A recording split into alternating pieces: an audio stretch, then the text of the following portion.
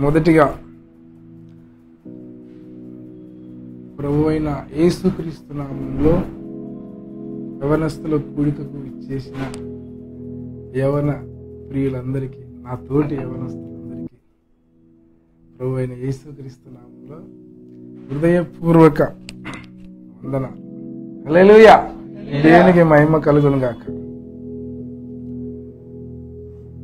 అనుకోకుండా దేవుడే ఈరోజు సందేశం నా ద్వారా మాట్లాడేటట్లు అవకాశం కల్పించాడు.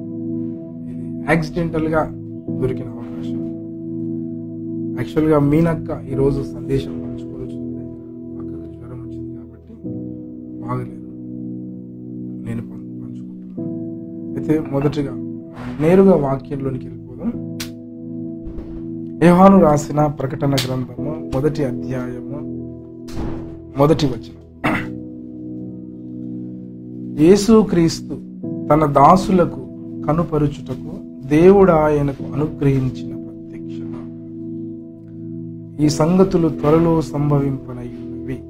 ఆయన తన దూత ద్వారా వర్తమానము పంపి తన దాసుడైన యోహానుకు వాటిని సూచించాడు. చిన్న మాట ప్రార్థన చేసుకున్నాం. పరిశుద్ధుడా, ప్రేమ కలిగిన తండ్రి, మీకు వందనాలు, స్తోత్రాలు దేవా. నైనా యవనస్తుల కూడిన తండ్రి, నీ ప్రియ బిడ్డలందరూ అయా నీ మీద ప్రేమతో, నువ్వంటే అత్యాసక్తితో తండ్రి అయా నీ సన్నిధిలో గడపాలని, నీ సన్నిధిలో సంతోషించి ఆనందించాలని అయా అందరము సమావేశమైన మేము ఎప్పుడు కూడుకున్న మాకన్నా తండ్రి నేను స్తుతించడానికి అయా నీ అమూల్యమైన జుంటి తేనె దారుల కంట ఎంతో రుచికరమైన నీ మాటల కొరకే మేము కూడుకుంటాం ప్రభా. వినుట వలన విశ్వాసం కలుగు, ఆ మాటలు క్రీస్తుల గురించి వింటే మాకు క్షేమాభివృద్ధి కలుగుతుందని మేము కూడుకున్నాం ప్రభా. అయినా ఈ సమయంలో నాతోనూ మాతోనూ మీరు మాట్లాడండి అయా. నీ శిలువ చాటున నన్ను మరుగుపరచని ప్రార్థన చేస్తున్నాను. మొదటిగా నీ రక్తంతో బాగా కడిగి శుద్ధీకరించండి. నీ తైలముతో అంటండి దేవా. ఆటంకపరిచే చీకటి దురాత్మ శక్తులను మేము బంధిస్తున్నాం అయ్యా. ఈ యవనస్తుల కూడికలు తండ్రి నా ఆలోచనలు ప్రభావ కాదు, నా తలంపులు కాదు తండ్రి, మీ అభిప్రాయాలు మీరు జొప్పించి అయ్యా మాట్లాడిన 1-2 మాటలు మాకు ఎంతో సంతోషకరం, తృప్తికరం. మీరే మాట్లాడి ఘనత మహిమ ప్రభావము యేసు నామమున అడుగుతున్నాను. హల్లెలూయా. యవనస్తుల కూడిక విచ్చేసిన మీకు అందరికీ మరొకసారి ప్రత్యేకమైన వందనాలు. మరొకసారి 3వ వాక్యం. యేసుక్రీస్తు తన దాసులకు కనపరుచుటకు దేవుడు ఆయనకు అనుగ్రహించిన ప్రత్యక్షత. ఈ సుపరిచితమైన మాటలు, పరిచయ వాక్కులు మనకు అత్యంత పరిచయమైన మాటలు. హల్లెలూయా. ఇవి ఏమాత్రము మనకైతే నిగూఢమైనవి కావు, పరిచయం లేని మాటలు కూడా కావు. ఇవి అత్యంత సుపరిచితమైన లేఖన భాగాలు. అయితే నేను మామూలు ఉపద్ఘాతం, యేసుక్రీస్తు తన దాసులకు కనుపరుచుటకు దేవుడు ఆయనకు అనుగ్రహించిన ప్రత్యక్షత. అయితే ఈ ప్రకటన గ్రంథము యోహాను ద్వారా దేవుడు రాయిస్తూ మొట్టమొదటి మాటలు ఈ మాటలు మాట్లాడు. మిగతా చోట్ల కూడా పౌలు భక్తుడు, పేతురు భక్తుడు, యాకోబు భక్తుడు, యూదా వీళ్ళందరూ పత్రికలు రాశారు సంఘంలో. కానీ వాళ్ళు ఎక్కడ కూడా ఆ పత్రికలలో దాసుల కొరకు అని రాయలేదు. యేసుక్రీస్తు తన దాసుల కొరకు అని మాత్రం రాయలేదు. మీరు చెక్ చేస్తారు. వాళ్ళు రాశారు ఏంటంటే పరిచయ వాకులు, యేసుక్రీస్తు దాసుడనైన నేను అని మొదలుపెట్టారు. ప్రతి చోట రోమీలకు రాసిన 1:1 మీరు చూసుకున్నా యేసుక్రీస్తు దాసుడనైన అని ఆయన అట్లా ప్రతిదీ నేను యేసుక్రీస్తు దాసుడను అపోస్తలుడుగా నుండుటకు పిలువబడిన వాడు. మీరు అట్లా ప్రతిదీ చూసుకుంటూ వెళ్తే ఎక్కడో ఒక చోట దాసుడు. పేతురు అదే మాట మాట్లాడుతాడు, యూదా అదే మాట్లాడుతాడు, అందరు అదే మాట్లాడతారు. లాస్ట్కు ఏమంటారు, ఒకే తల్లి గర్భం పంచుకొని పుట్టిన మరి యాకోబు భక్తుడు కూడా అదే మాట్లాడతాడు. మీరు ఒకసారి చూడండి, యాకోబు భక్తుడు. ఓకే, పరిచయం మాటలు ఏమున్నాయి మీకు తెలియదు. దాసుడైన హల్లెలూయా, దేవుని యొక్కయు ప్రభువైన యేసుక్రీస్తు యొక్కయు దాసుడైన యాకోబు, యూదా అనేవాళ్ళు యేసయ్య యొక్క సొంత తమ్ముళ్ళు అని ఎవరికైనా డౌట్ ఉందా? డౌట్ ఎవరికైనా ఒకరుకుంటే నేను అది కూడా చూపిస్తాను. దేవుని మహాకృపను బట్టి దొరికింది. మార్కు సువార్త 6వ అధ్యాయం 3వ వచనము ఉంటుంది.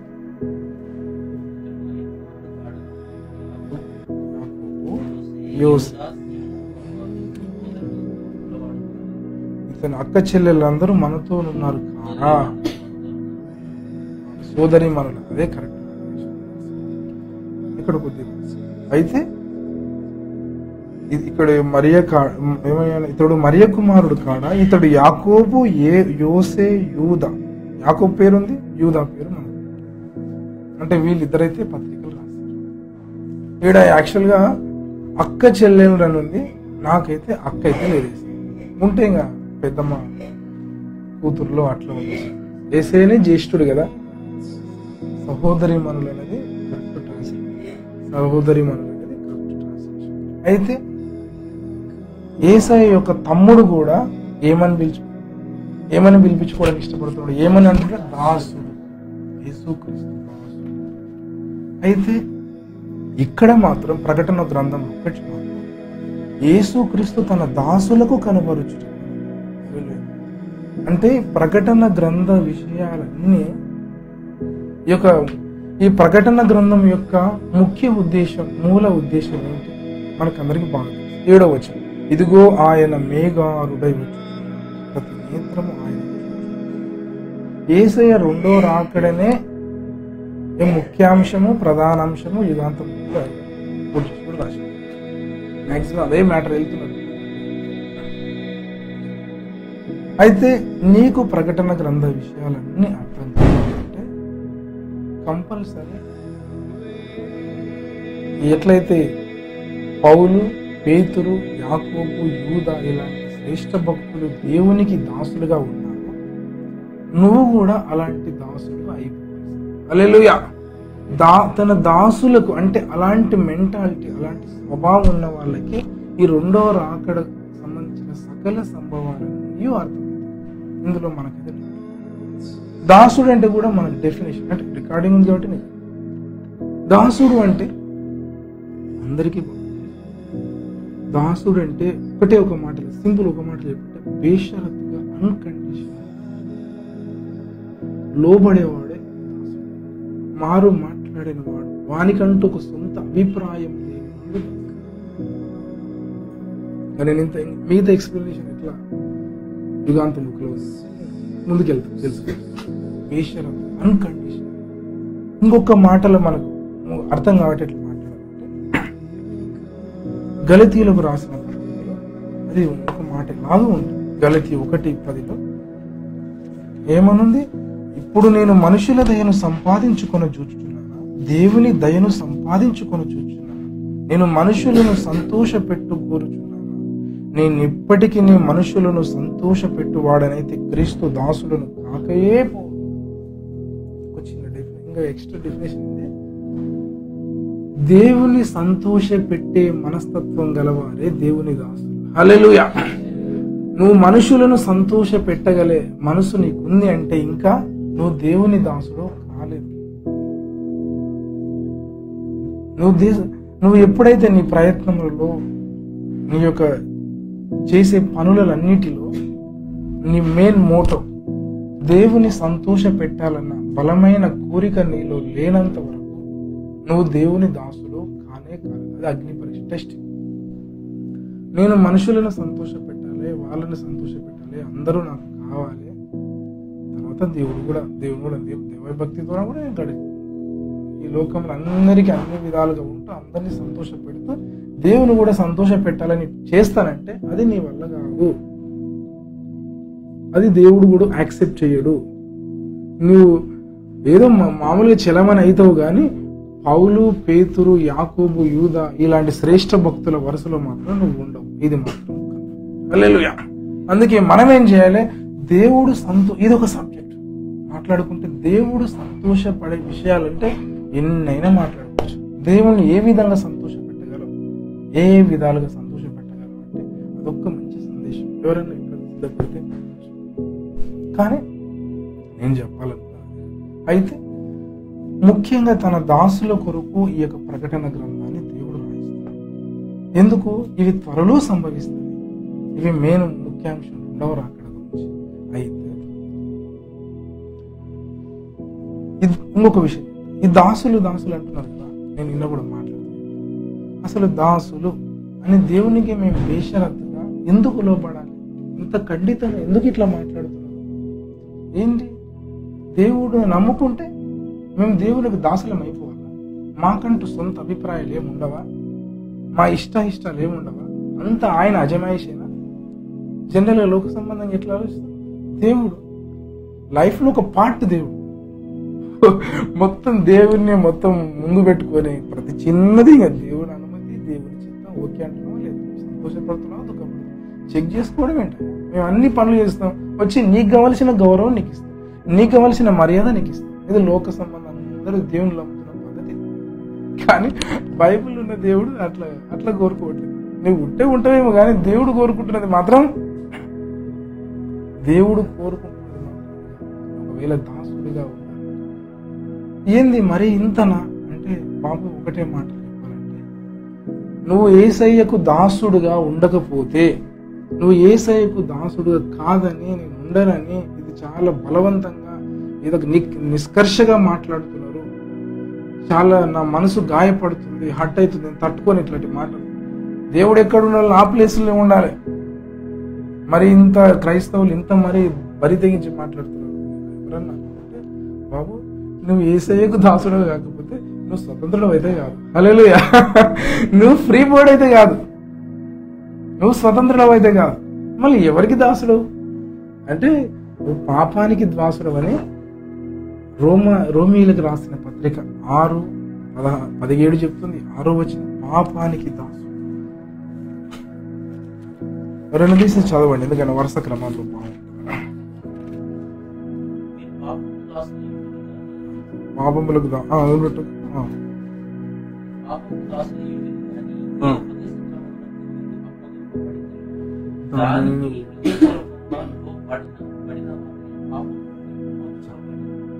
నీతికి దాసులైతే, ఇక్కడ ఒకటే ఒక మాటలు చెప్పాలంటే ఏంటంటే మీరు పాపానికి దాసులు అని అంటారు. కిందికి వస్తే కూడా ఇంకా ఒకటే ఒక మాటలు ఏంటంటే ఎక్కువ డీప్గా వెళ్ళకుండా 20 వచ్చిన, మీరు పాపమునకు దాసులై ఉన్నప్పుడు నీతి విషయమై నిర్బంధము లేని వారు. అంటే నువ్వు యేసయ్యకు దాసుడు కానప్పుడు మనం పాపముల చేతను అపరాధముల చేతను చచ్చిన వారు. అసలు దేవుని దృష్టిలో పోతే వాడు చచ్చిపోయాడు, వాడు సైతాను కూడా దాసుడు అని దేవుడు లెక్క అట్లా కూడా లెక్కేసుకోవట్లేదు. వాడు చచ్చిపోయిన స్థితిలో ఉంటున్నావు మన జనాలు. నువ్వైతే పాపానికి దాస్తున్నావు. ఇంకొక మాట గలతీయులకు రాసిన పత్రికలో ఒక మాట ఉంటుంది, పాపానికి దాసులు ఎన్నో విషయాలు దాసులు. 4వ అధ్యాయం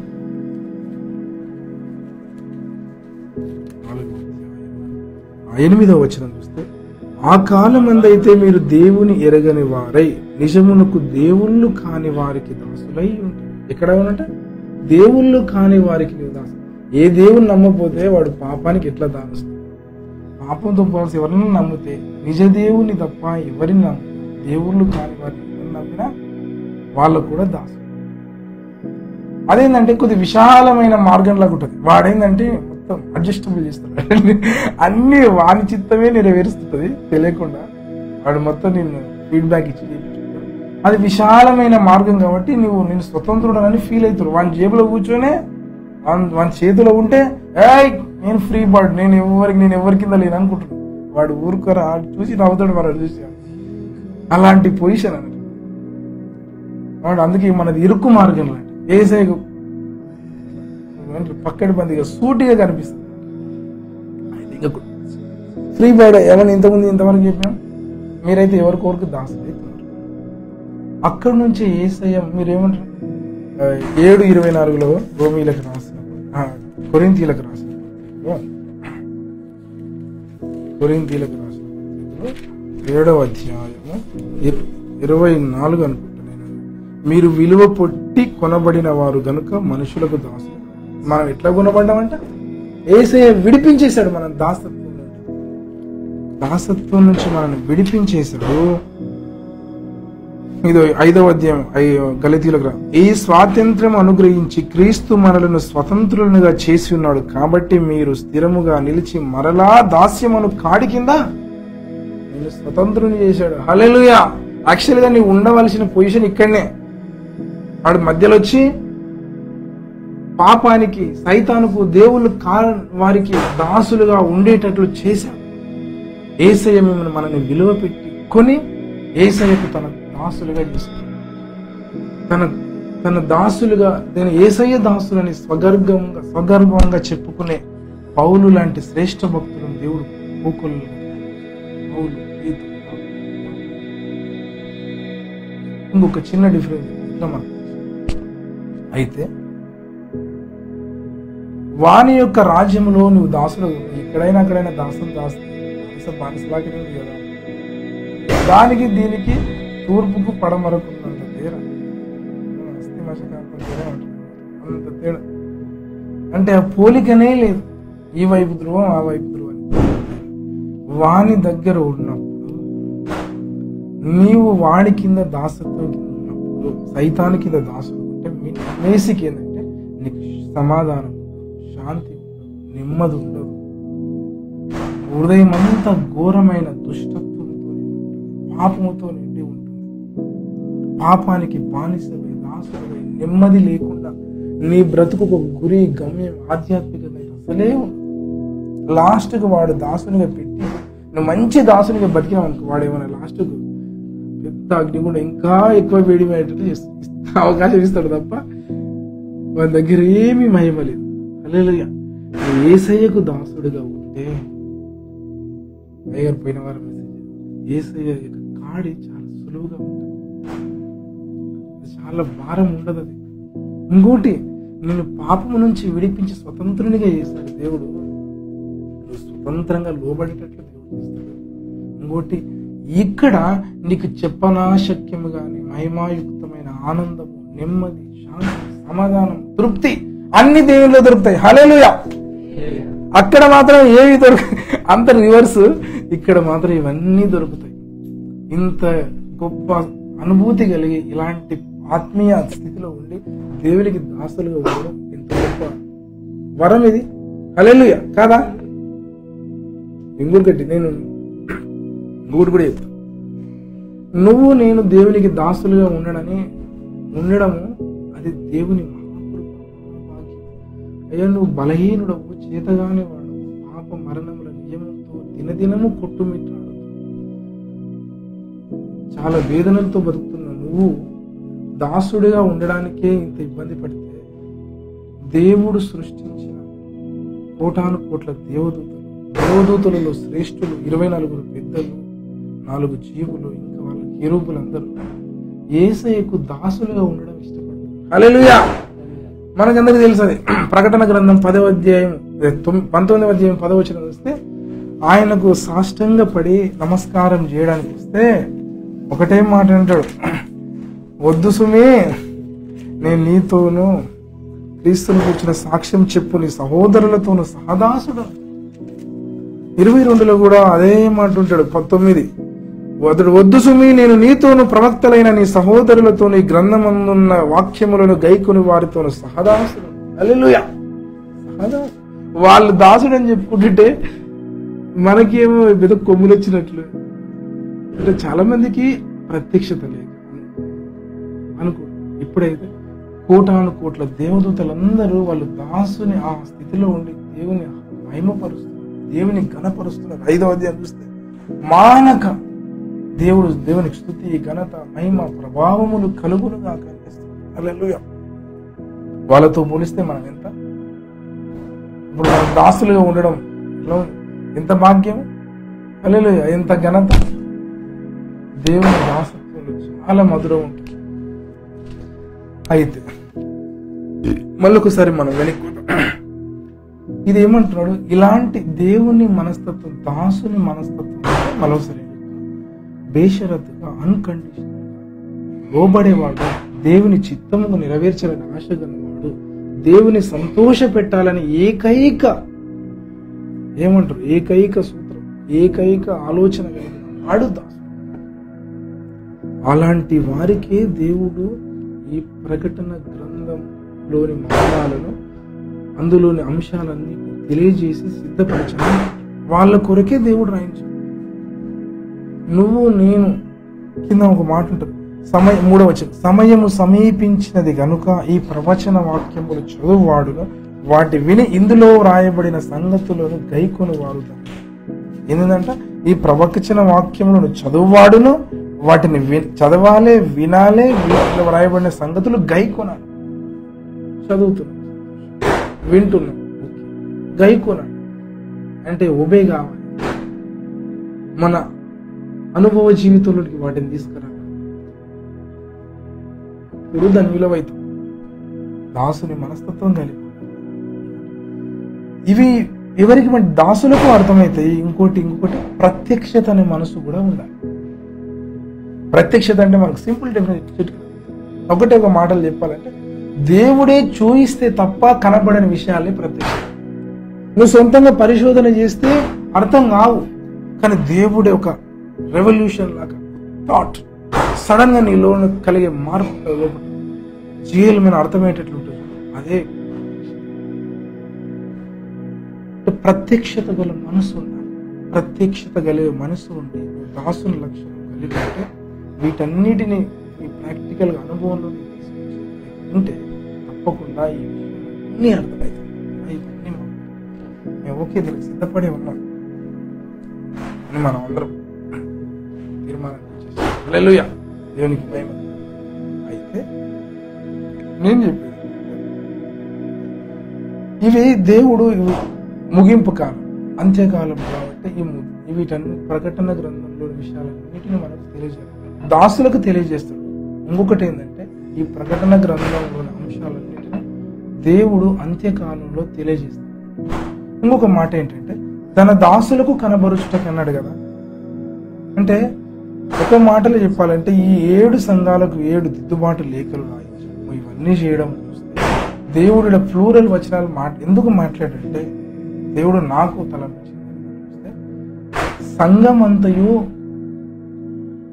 సిద్ధపడే సంఘమంతయు ఇలాంటి దాసులు మనస్తత్వం కలిగిన విశ్వాసులు కావాలి. హల్లెలూయా, అలాంటి వాళ్ళే ఎత్తపడతారు, అలాంటి వాళ్ళే సిద్ధపడతారు. ఎవరంటే అదే ఇది పాస్టర్లకు సంబంధించింది, సేవకులకు సంబంధించింది అని కాదు. ఈ సంగతులు విని గైకొని దాని ప్రకారం నువ్వు వెళ్ళాలంటే నువ్వు కంపల్సరీ ఏం చేయాలి, నువ్వు కూడా దాసులు కావాలి. అందరము దాసులే కావాలి. ఈ అంత్యకాలంలో ఏమంటారు, ఈ దిద్దుబాటు లేఖలన్నీ ఉన్నాయి కదా, అవన్నీ చదువుకుంటే అన్ని మనని కరెక్షన్ చేసుకుని సరిదిద్దుకొని ఒక దాసుని రూపంలో మనందరం మార్చబడితే వేశ్యరత మనం తప్పకుండా సిద్ధపడతాం. యోగ్యులుగా ఎత్తపడడానికి దేవుడు మనం సిద్ధపరుస్తాం. ఇంకొక విషయం నాకు ఇట్లా గుర్తు వస్తా ఉంది. ఈ దాసులు అనే విషయానికి దేవుడే మాదిరి చూపాడు. యేసయ్యనే ఏమంటాడు, ఆయన దేవునితో సమానముగా విడిచిపెట్టకూడని వాక్యం దాసుని స్వరూపం, మనుషుల పోలి దాసుని తను తానే రిక్తునిగా చేసుకున్నాడు. ఇక్కడ ఫిలిప్పీలకు రాసిన పత్రిక 2:6-8 పర్లేదు. అయితే దేవుడే మనకు చూపించాడు. మనం ఏంటంటే, మన జీవితం ఏంటంటే, ముందుగా మన స్వచ్ఛతము, మన అభిప్రాయాలు, మనం ఏమీ లేకుండా ఫస్ట్ అండ్ ఫార్మోస్ట్ మనము దాసుని మనస్తత్వం కలిగి ఉండడం. ఈ దాసుని మనస్తత్వం గురించి డీప్ గా మాట్లాడితే ఇంకా లోతుకి వెళ్తుంది, కానీ నేను మరీ అంత అవసరం లేదు ఇప్పుడు. అయితే మనం అంత్యకాలంలో ఉంటాం, చివరి కాలంలో ఉంటాం.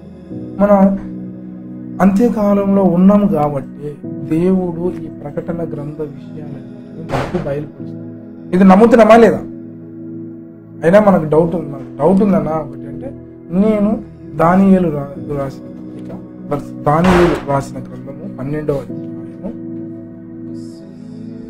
9వ వచనం చూస్తే 8వ వచనం 8, నేను వింటిని గాని గ్రహింపకపోతేనే నా ఏలినవాడ వీటికి అంతమేమని నేను అడుగుగా అతడు ఈ సంగతులు అంత్యకాలం వరకు మరుగుగా ఉన్నట్లు ముద్రింపబడినవి కనుక దానియేలు నీవు ఊరకుండుమని చెప్పాడు. ఏమంటారు సింపుల్ గా, దానియేలు నీవు ఊరకుండుమని ఎందుకు చెప్తున్నాడు? ఇవి ఈ సంగతులు అంత్యకాలం వరకు మరుగుగా ఉండునట్లు ముద్రింపబడినాయి. దానియేలు దేవునికి బహుప్రియుడు, బహు ఇష్టుడు, అన్ని చూపిస్తాడు క్రీస్తు పూర్వమే. కానీ నేను వింటిని గాని గ్రహింపకపోతే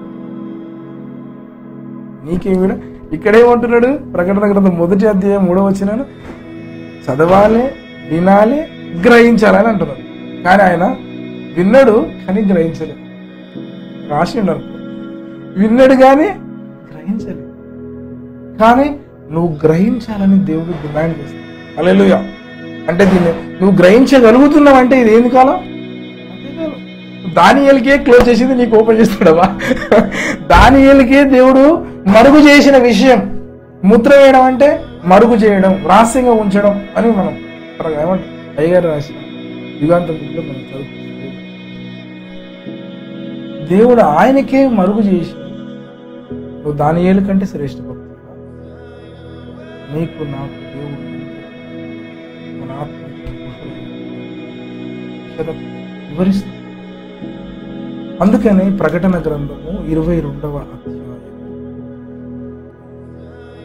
6-7 వచనం, ఈ మాటలు నమ్మకమును సత్యమునై ఉన్నాయి. ప్రవక్తల ఆత్మలకు దేవుడు ప్రభు త్వరలో సంభవించవలసిన వాటిని తన దాసులకు చూపుటకై తన దూతను పంపిన. ఇదిగో నేను త్వరగా వచ్చుచున్నాను. ఈ గ్రంథములోని ప్రవచన వాక్యములను గైకొన్నవాడు ధన్యుడు.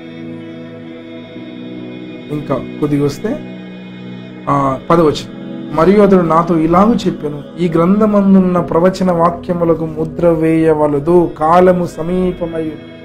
హల్లెలూయా. ఏందంట అక్కడనే ముద్ర వేయమన్నాడు, ఇక్కడ ముద్ర వేయవలదు అంటాడు. హల్లెలూయా. దీన్ని బట్టి చూస్తే నీకు ఆడ ముద్ర లేకుండా విప్పబడి అర్థమయ్యేటట్లు అరటి పండు వచ్చి నీ నోట్లో పెట్టేటట్లు అన్నీ ఇప్పుడు అర్థమవుతున్నాయి. అంటే అర్థం ఏంటి? నీవు అంత్యకాలంలో ఉన్నావు. ఇదొక సూచన.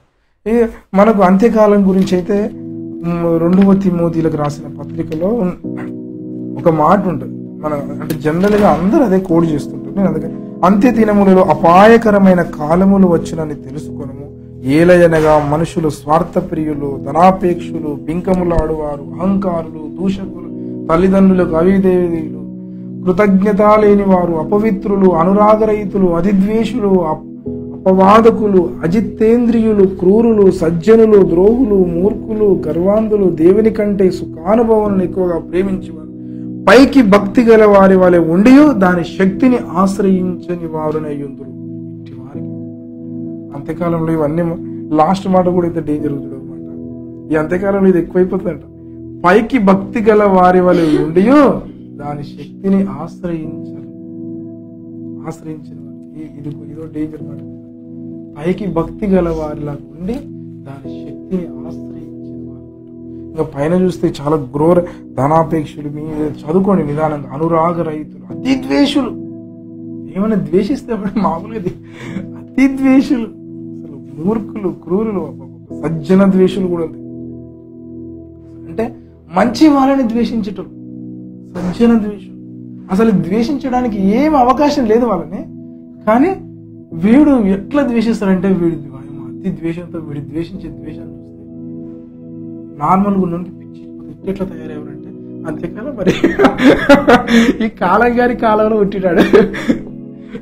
కాలం గారి కాలం అంత్యకాలం అన్నట్టు.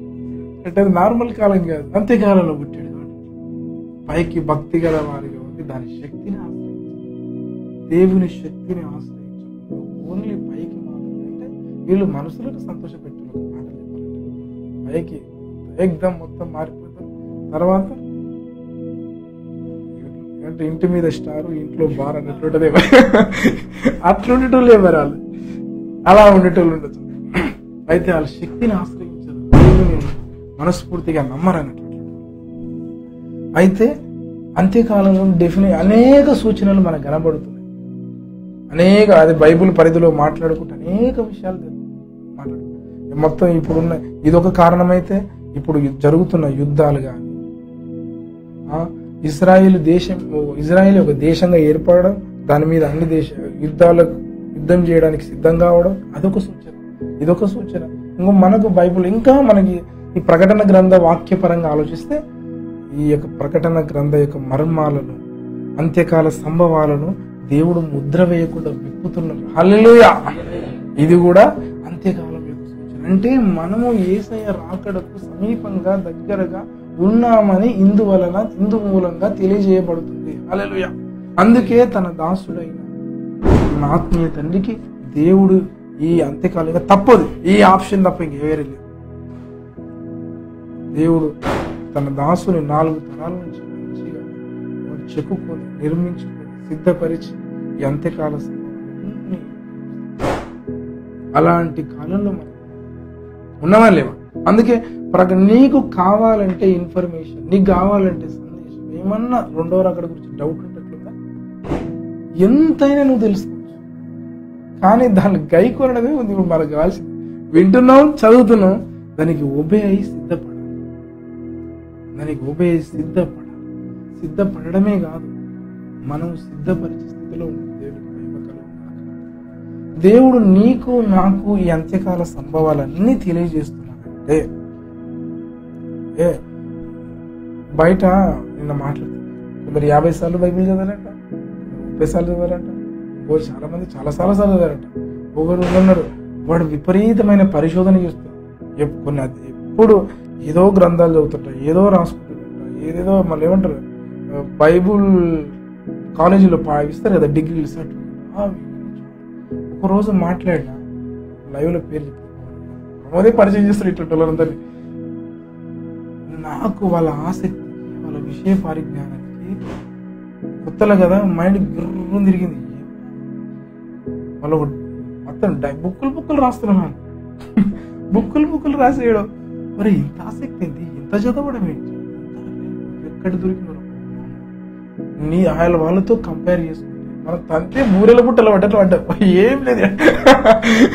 తంతే బూరెల బుట్టలో పడ్డాం అంతే. మనకు కరెక్ట్ ఏమంటారు, ఏ మార్గం అయితే మనం సురక్షితంగా క్షేమంగా యేసయ్య పోలికలో చెక్కడానికి ఉన్న మార్గం ఉందో సిద్ధపడడానికి, ఆ మార్గంలో కరెక్ట్ ఉంది. వాళ్ళు ఎక్కడెక్కడో తిరుగుతున్నారు కానీ మనకన్నా ఎక్కువ తిరుగుతున్నారు, మామూలుగా తిరగట్లేదు అసలు. వాళ్ళు కొందరు బయట సాక్ష్యాలు చూస్తే అంటే అంత కష్టపడుతున్నారు, కానీ ఈ గ్రంథం ఇంకా వాళ్ళకి ముద్ర వేయబడ్డట్లేదు, ఇంకా ముద్రలు విప్పబడలేదు వాళ్ళకి. పాపం బాధ అనిపిస్తుంది. అంటే నీకు నాకు ఈ విషయాలన్నీ దేవుడు విప్పి చెబుతున్నాడు, చూపిస్తున్నాడు. అంటే వాటిని గైకొని నువ్వు ఎంతో మందిని ఈ రాకడు కొరకు సిద్ధపరచవలసిన బాధ్యత నీపైన నాపైన ఉంది. హల్లెలూయా! నీకు ఈ విషయాలు తెలుస్తున్నాయంటే నువ్వేదో అబ్బాబ్బాబ్బా ఇవ్వని తెలియని నాకు అని తెలిసిందని నువ్వేదో గర్వంగా ఉప్పొంగిపోవడానికి ఫీల్ అవ్వడానికి కాదు, ఈ సందేశాన్ని తీసుకెళ్ళాలి. ఎందుకంటే యేసయ్య రాకడలో ఎత్తబడేది ఇలాంటి వారే. విని గైకొన్న వాళ్ళు, దాసుల రూపంలో అందరికి మార్చబడిన వారు, అలాంటి సంఘములుగా సిద్ధపరిచిన వారు. అప్పుడే దేవుడు వాళ్ళని ఒక వధువు సంఘంగా ఇది మహాభాగ్యం. అందుకే రెండవ రాకడ గురించి అందరూ తెలుసుకున్న వాటిని మనం ఇతరులకు ప్రేమతో సత్యము చాలా మందికి ఎట్లా తయారైందంటే ఎవరితో ఏం మాట్లాడినా బేసిక్స్ ఎక్కువ మాట్లాడితే వేసే 2-3 పేజీలు రాసిచ్చుంటే సరిపోతున్నాయి వాళ్ళకు. ఇంత మీద గ్రంథం రాసి ఇన్ని పర్వాలు రాయడం, ఇంతమంది ప్రవక్తల చేత ఇంత సుదీర్ఘకాలం దేవుడు రాయిస్తే, ఒకడేమో యేసయ్యను నమ్ముకుంటే చాలు అంటాడు. అరే యేసయ్యను నమ్ముకుంటే చాలు అని మా నాన్నకి ఇంత గ్రంథం ఎందుకు రాయించారు దేవుడు? ఇంత సిద్ధపాటు ఎందుకు చేయాలి? ఎన్ని శ్రమలు ఎందుకు పెట్టాలి? ఒకడేమో వాడు 50 సార్లు బైబిల్ చదువు కూడా వాడేమంటాడు, అవన్నీ అవసరం లేదు, అవన్నీ ఏం అవసరం లేదు, ఎప్పుడైనా సరే రెడీగా ఉండాలి. నువ్వు ఏం రెడీగా ఉంటావు? వాళ్ళు పక్కన రెడీ చేస్తావు, వాడిని కూడా ఇదే మాట చెప్తావా? నువ్వు రెడీగా ఉండరా? ఏం రెడీ? సిద్ధపడేది అనుకో పద్ధతి లేదు. యేసయ్య పెళ్లి కుమారుడుగా వస్తున్నాడు. పెళ్లి కుమారుడుగా యేసయ్య ఆయన అతి పరిశుద్ధుడు అంటే వేవేల దూతలతో ఏడపడుతున్నాడు. అంత గొప్ప తేజమైన నువ్వు ఏదో నిర్లక్ష్యంగా కానీ ఏదేమనుకున్నా చాలా ఇష్టం వచ్చినట్లు బతికితే నువ్వు వధువులకు సిద్ధపడతావు. సాటి అయిన సహాయంగా దేవుడు ఆదాము అవ్వని చేశాడు. యేసయ్య కూడా సాటి అయిన ఇది వచ్చినందు కన్ఫర్మ్ అయితే ఇదే ఉంటుంది అనుకుంటా. ఎఫెసీ 5వ అధ్యాయము మీరందరూ వాక్యంలో బాగా తెలిసినారు కాబట్టి ఇక్కడ దేనికి ముందుకైనా కరెక్ట్ కట్టేయాలి అనమాట.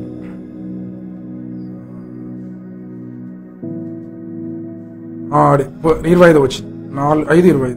పురుషులారా మీరును మీ భార్యను ప్రేమించు అటు వాళ్ళ క్రీస్తు కూడా సంఘమును ప్రేమించి అది కలంకమైనను ముడతయైన వంటిది మరి ఏదైనాను లేక పరిశుద్ధమైనది గాను నిర్దోషమైనది గాను మహిమగల సంఘము గాను ఆయన తన ఎదుట దాన్ని నిలబెట్టుకుని వాక్యముతో ఉదక స్నానము చేతని పవిత్రపరిచి పరిశుద్ధపరచుటకై దాని కొరకు తన్ను తాను అప్పగించుకున్నాడు. ఇట్లా అప్పగించుకున్నాడు. దీని ఎందుకు అప్పగించుకున్నాడు? ఎంతగానో దేవుడు ఇంత ప్రాసెస్ ఎందుకు పెట్టాడు? నువ్వు కూడా అందుకని అన్ని గుర్తు చేస్తే చాలా విషయం. నువ్వు యేసయ్యకు సమానంగా విశ్వాసంలోను మన ఏకత్వంలోను క్రీస్తుని గురించిన అది ఎఫెసీయులకు రాసిన పత్రిక 4వ అధ్యాయము 11వ వచనం మనకు అందరికి ఎంత తెలుసు అంటే అంత తెలుసు. మనమందరం విశ్వాసములోను దేవుని కుమారుని గురించిన జ్ఞాన విషయంలోను ఏకత్వం పొంది సంపూర్ణ పురుషుల వరకు అనగా క్రీస్తునకు కలిగిన సంపూర్ణతకు సమానమైన అనుంది కలవారా ఇలాగ నియమించి అంత ప్లేస్కి వెళ్ళాలి బాబు.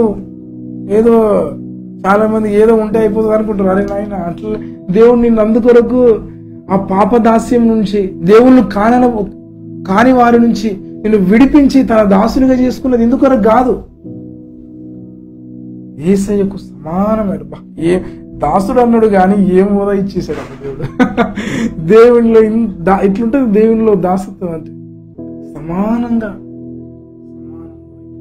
అందుకనే దేవుడు మనను దాసుడు అన్నాడు కానీ మన వారసులు కూడా హల్లెలూయా దాసుడు అని ఏదో అని చెప్పాడు కానీ అన్ని మనమే దాంట్లో వారసులం కూడా.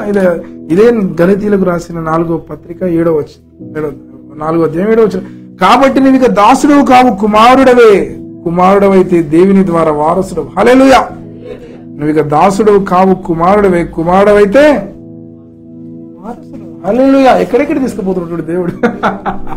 దేవుడు ఏంటంటే ఎక్కిచ్చేస్తున్నాడు. నువ్వు లాస్ట్కు నేను వారసునిగా చేసి ఇంత పెద్ద స్థాయి హోదా అన్ని దేవుడికి ఇచ్చి ఇంత ఎదిగింపజేస్తూ సమృద్ధిగా వాక్యాన్ని ఇచ్చి నువ్వు యేసయ్యలో సంపూర్ణ పురుషుడిగా పరిపూర్ణుడిగా క్రీస్తు దాసుడితో మొదలుపెట్టి సంపూర్ణ పురుషుడిగా ఎదగడానికి అన్ని దేవుడు ఇస్తున్నాడు. ఇన్ని ఇచ్చింది ఎందుకొరకు అంటే మనం అనేక మందిని ఇట్లా తయారు చేయాలి. హల్లెలూయా. అనేక మందిని యేసయ్య రాకడ కొరకు సిద్ధపరచడం కొరకే మనకి అంత్యకాలంలో సంభవాలన్నీ దేవుడు బయలుపరిచాడు. అందుకే లాస్ట్గా ఒక మాట చూపిస్తాను. ఎందుకు చేయాలంటే ఇట్లా అంత్యకాలంలో పరిచర్య చాలా విరివిగా జరుగుతుంది. ఇప్పటి వరకు రక్షణ పొందింది ఒక ఎత్తు, ఇప్పుడు ఫ్యూచర్ లో పొందబోయేది ఒక ఎత్తు. హల్లెలూయా. మీరు ఇక మెంటల్ గా సిద్ధపడాలి. నేను ఇన్నేళ్ళు కష్టపడ్డా అది చేసి ఒక్క ఆత్మ తీసుకురాలేదు, అది రాలేదు, ఇది రాలేదు, మరి బాగుంటుంది. నేనైతే వస్తే నేను చెప్పేది చెప్తా, నేను చేసేది చేస్తా. వాడు వస్తే రాకపోతే నా ప్రయత్నంలో నా సమయాన్ని చాలా ఘోరంగా దుర్వినియోగం చేస్తే నీ పాదాలు పట్టుకుని తప్పైదు క్షమించి అందరూ అదే ప్రాసెస్ చేద్దాం, నేను అదే చేస్తాను. కానీ కరిచినట్టే రక్షించాలని మొత్తం మీద పడి ప్రయత్నాలు చేసి ఆశ కూడా స్వార్థ ప్రకటించడానికి సిద్ధంగా ఉంది. పరిచయలు ఒక మానేస్తారంట వాడిని మతంలో చేర్చుకోవడానికి అది రిఫరెన్స్ గుర్తొచ్చింది. వాని మతంలో చేర్చుకోవడానికి వాడు భూమి అంతంతలో చుట్టి తిరిగి వచ్చినట్లు ఏదో చేస్తారంట. అంటే వాడంత ప్రయాసపడతాడు, ఒక్కరిని తన మతంలో చేర్చుకోవడానికి వాడంత ప్రయాసపడతాడు. మన మతంలో కాదు, అతి కాంక్షణీయుడైన, ఆకర్షణీయుడైన, ఆశ్చర్యకరుడైన వ్యక్తిని పరిచయం చేస్తాడు. ఆయన రాకడ కొరకు మనం సిద్ధపరుస్తున్నాం. వానికి ఆ కృప ఉంటే, ఆ భాగ్యం ఉంటే, ఆ అదృష్టం ఉంటే వాడు వస్తాడు. అదృష్టం లేనికి నువ్వు ఎంత చెప్తుంది పోరా, నీకు అదృష్టం కంఫర్టబుల్ చెప్పాలి. కానీ ఒక టైం వస్తుంది, అయ్యలారా రక్షణ పొందుటకు మేమేం చేయాలని మొదటి శతాబ్దంలో పేతురు భక్తుని వచ్చి అడిగితే ఒకటే రోజు 3,000 మందికి బాప్తిసం ఇచ్చారు. ఆ సందేశాన్ని ఆయన చెప్పిన, పేతురు చెప్పిన మాటలు నువ్వెప్పుడైనా నేర్చుకొని చిలిక పలుకులాగా పలికినావు? ఒక్కడు కూడా వినబుద్ధి కూడా కాదు, ఏం మాట్లాడుతున్నా అంటే. కానీ ఆ టైము పరిశుద్ధాత్మ మీదికి వచ్చిన హల్లెలూయా, వాళ్ళందరూ మేడగదిలో ప్రార్థన చేస్తారు. అంటే అక్కడ ఆ సమయోచితమైన మాటలే, కానీ నువ్వు ఇక్కడ పలికితే ఏం ఉపయోగం అసలు?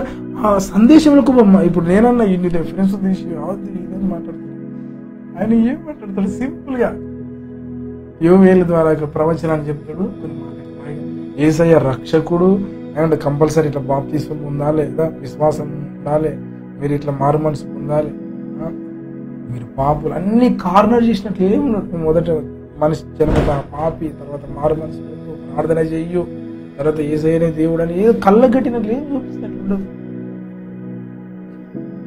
పులోమని అందరూ రక్షణ పొందుటకు మేము ఏం చేయాలి? ఈయన చెప్పిన మాటలు ఆయన పీక పట్టుకొని అడిగినప్పుడు పనిచేశారు. అదే టైం వస్తుంది, మనకు కూడా ఒక టైం వస్తుంది. హల్లెలూయా. ఇద్దరు ఇన్ని రోజులు వీళ్ళు మనం ముప్పు తిప్పల పడ్డా మన తిప్పల పెట్టాడు, కానీ వాడు మాత్రం నెమ్మదిగా కదలకుండా హాయిగా ఉన్నాడు. వానికి టైం వస్తుంది, వాడే బొక్క బోర్ల పడి అలా సత్యం చెప్పనా సత్యం చెప్పనా అనే టైం. హల్లెలూయా. నీ మాటలు విని సంభ్రమాచర్యాలకు గురయ్యే టైం వస్తుంది. అంతవరకు నువ్వు సిద్ధపడాలి, వినాలి, గైకొనాలి. హల్లెలూయా. ఆ టైం ఎట్లా వస్తుంది అన్న? నువ్వు బాగానే ముచ్చట చెప్తున్నావు, కానీ అది ఎట్లనే కొద్దిగా చెప్పంటే 7వ అధ్యాయం ప్రకటన గ్రంథము 7వ అధ్యాయము 9వ వచనం. అటు తర్వాత నేను చూడగా ఇదిగో ప్రతి జనములో నుండి, ప్రతి వంశములో నుండి, ప్రతి ప్రజలలో నుండి, ఆయా భాషలు మాటలాడు వారిలో నుండి వచ్చి ఎవడునూ లెక్కింపజాలని ఒక గొప్ప సమూహము కనబడను. వారు తెల్లని వస్త్రములు ధరించుకున్న వారై ఖర్జూర మట్టలు చేత పట్టుకొని సింహాసనము ఎదుటను గొర్రెపిల్ల ఎదుటను నిలబడి సింహాసనాసనుడైన మా దేవునికి గొర్రెపిల్లకును మా రక్షణకై స్తోత్రమని గొప్ప అని మహాశబ్దముతో ఎలుగెత్తి చెప్పారు. నేను మళ్ళీ 14వ వచనం చూస్తాను. 13 నుంచి పెద్దలలో కూడా తెల్లని వస్త్రములు ధరించుకున్న వీరెవరు, ఎక్కడి నుండి వచ్చిరని నన్ను అడిగారు.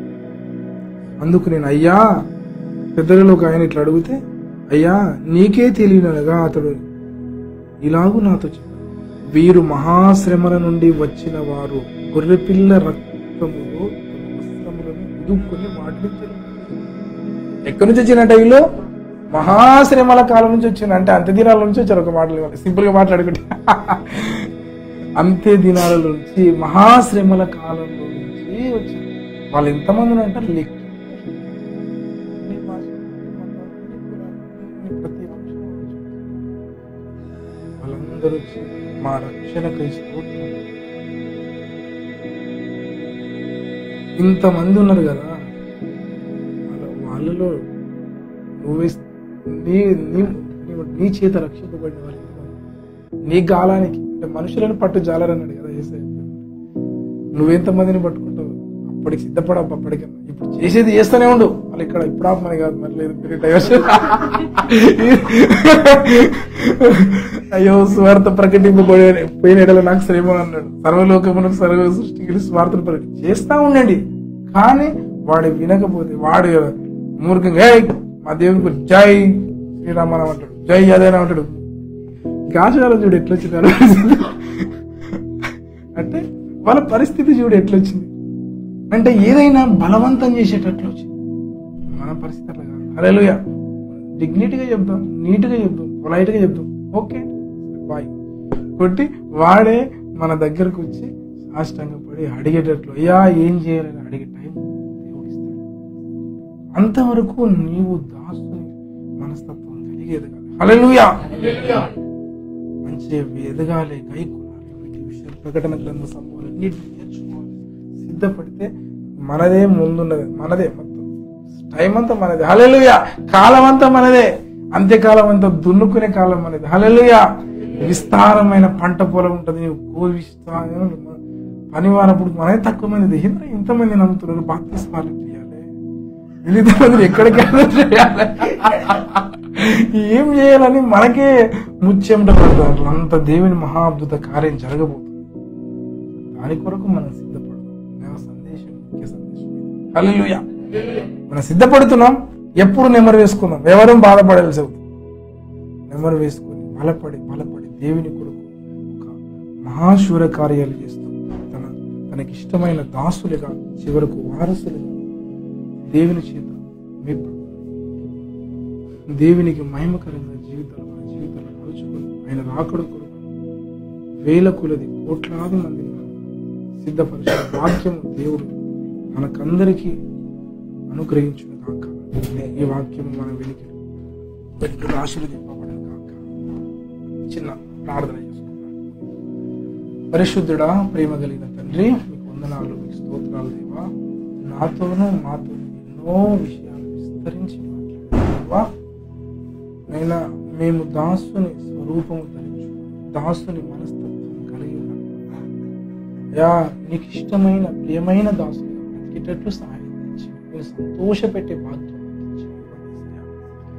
ఆ విధంగా ఉంటూ మాకన్నా తండ్రి అయా ప్రకటన గ్రంథంలో విషయాలు, నీ రాకడకు సంబంధించిన విషయాలన్నింటినీ విని చదివి గ్రహించి వాటి ప్రకారంగా నడుచుకొని అయా ఎంతో వేలాది మంది, లక్షలాది మంది నీకు మేము దేవాలయం నీ సన్నిధికి, నీ దగ్గరకు తీసుకొచ్చినట్లు రక్షణలో నడిపించినట్లు గొప్ప సాధనాలు మమ్మల్ని వాడుకుని మా ద్వారా ఘనత మహిమ మామూలు యేసు నామమున అడిగి వేడుకుంటున్నాము.